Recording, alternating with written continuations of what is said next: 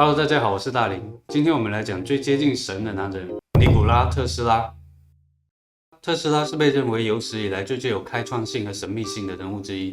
他是将蒸汽时代改变为电气时代的一个先驱。严格来说，是他把灯泡带给了千家万户，而不是爱迪生。因此，特斯拉也被后人尊称为电气时代之父。在当时，美国的报纸上还称呼他为电的魔法师。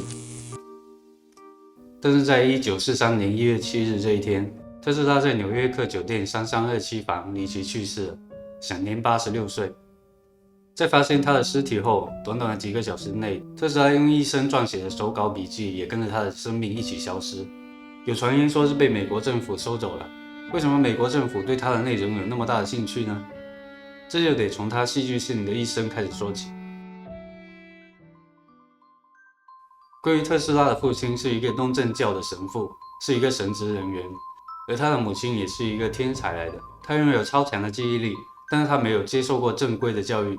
但即便是他没有接受过教育，但是他还有一些制造机械器具的天赋。在1856年7月10日的午夜，位于欧洲奥地利帝国的一个叫做斯米连的一个小山村里面，也是现在的克罗地亚，特斯拉就是在这里诞生的。他出生的时候就引来了天雷，当时帮他祝生的一个产婆就认为这是一个不祥的预兆，但是他的母亲说不，这是一个光明之子。结果他们两个人的预言都对了。特斯拉从小就能看到一些幻象，而且这些幻象都充满了细节，看着就特别真实。在他的回忆录里就有写到，小时候的这种能力就像中了邪一样，周围的人都觉得他是得了一种病，特别痛苦。他分不清什么是现实的东西，什么是虚拟的东西，而且因为这种幻象经常出现，就导致他连睡觉都成为问题。后来他找到了一个方法，就是看书。他发现自己的这些幻象会根据自己的想法改变。直到特斯拉17岁的时候，他觉得可以靠这个能力做一些发明。对一般人来说，开发一个东西出来需要投入大量的资金，进行大量的实验才能做出来。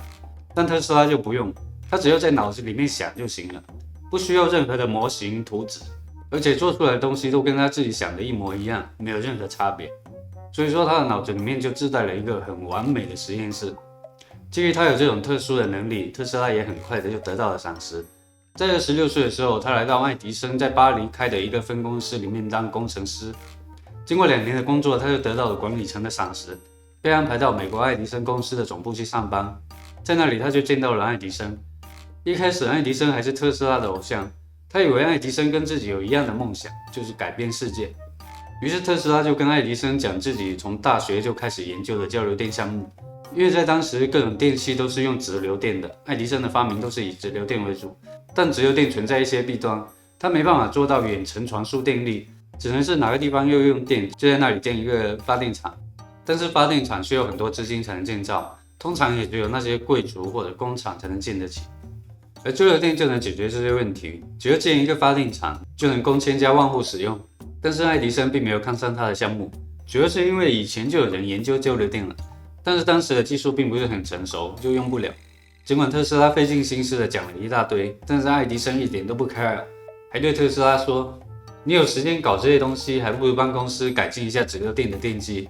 你做一套方案，如果可行的话，我给你5万美元作为奖励。”特斯拉一听就开心了，因为当时的5万相当于现在的160万美元，而他当时的工资一个星期也只有18美元，也就是说他得打工50多年才有这笔钱，这能不开心吗？于是特斯拉用了将近1年的时间，几乎把整个发电机重新设计了一遍。爱迪生也是从中获得了很多专利，还有巨大的利润，可以说是名利双收了。办完事之后，特斯拉找到爱迪生，想要那5万美元的奖励，结果爱迪生反悔了。他说：“你不懂美国人的幽默吗？”听到这么一句话，特斯拉气得不行，于是就选择了离开爱迪生的公司。从此之后，他们2个人就开始不对付了，直接粉转黑。后来特斯拉对爱迪生的评价就是说，他只是一个商人，根本就不是一个发明家，灯泡也不是他发明的。早在1801年，一位英国化学家汉弗里·戴维就发明了一种类似于灯泡的东西，叫做电烛。后来在1854年，美国的一位发明家亨利·格培尔就发明了电灯泡，但是他没有申请专利。再到后来1874年，2名加拿大人就申请了电灯的专利，但是他们没有钱继续发展这个发明。于是，在1875年就把这个专利卖给了爱迪生。爱迪生在拿到专利之后，就进行了一些改进。尝试了6000多种材料才找到适合做灯丝的东西。就因为这一点被特斯拉说得一无是处。他说但凡动点脑子也不至于做那么多的实验。在离开爱迪生的公司之后，特斯拉也得到了一些投资人的帮助。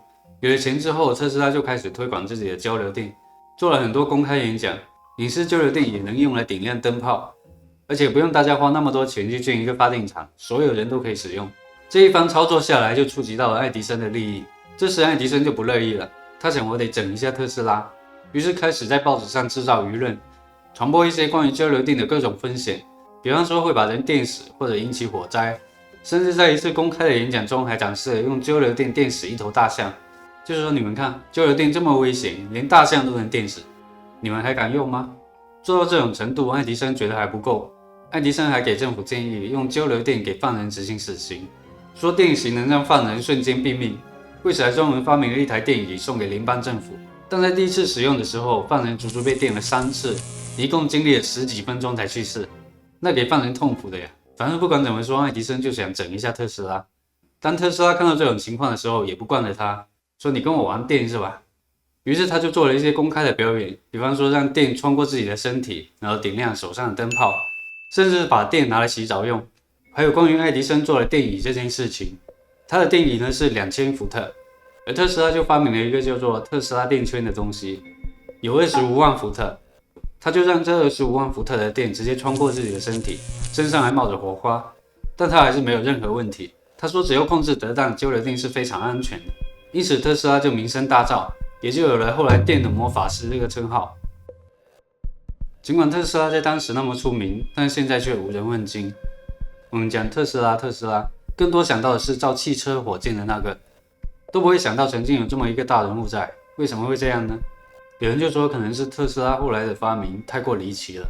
据说特斯拉在后来建了一个沃登克里夫塔，这个塔可以在空气中甚至是太空中吸取能量，并且把这个能量转换成电能使用。可以说只要是宇宙不毁灭，这就是一个无限的能源。而且这个电还是无线传输的，就是不管你在哪，在喜马拉雅山顶还是在马里亚纳海沟里面都行，你的手机不用插线，随时随地都是在充电，电池都可以不要了。特斯拉就想通过这个发明改变世界，最重要的是使用它的电是免费的，所有人都可以用，也就是说电会变成免费的无限能源。而当他的投资人听到这个消息之后，就立马中断了特斯拉的资金，导致他无法完成这一项发明。那为什么又中断特斯拉的资金呢？很多人就说了，因为特斯拉这个发明是动了资本家的蛋糕，才导致自己被埋没的。一旦这个能源免费了，那资本家就很难在我们身上拿到钱。其实在我们生存的这个社会，或者说我们生存的这个地球，截止目前为止是没有出现过免费且无限的能源。这种东西一旦出现，那将会造成整个社会的金字塔结构直接崩塌。虽说是崩塌了，但对于贫富差距来说并没有什么影响，有可能会导致一些富人变成穷人，但也有穷人变成富人，这个贫富差距还是一直在的，大家不用抱太大的期望。关于这个我以后再做一期视频跟大家讲解。如果说免费的无限能源出现的话，对于资本家来说，他们会面临更大的社会责任，而会造成一些行业重新洗牌，这是资本最不想看到的事情。因此特斯拉就遭到了封杀。除此之外，特斯拉晚年还在研究一些让人无法理解的黑科技，比如说能控制天气的机器，制造地震的机器，还有反重力的飞行器，看着就跟飞碟很像，甚至还有跟外星人交流的装置。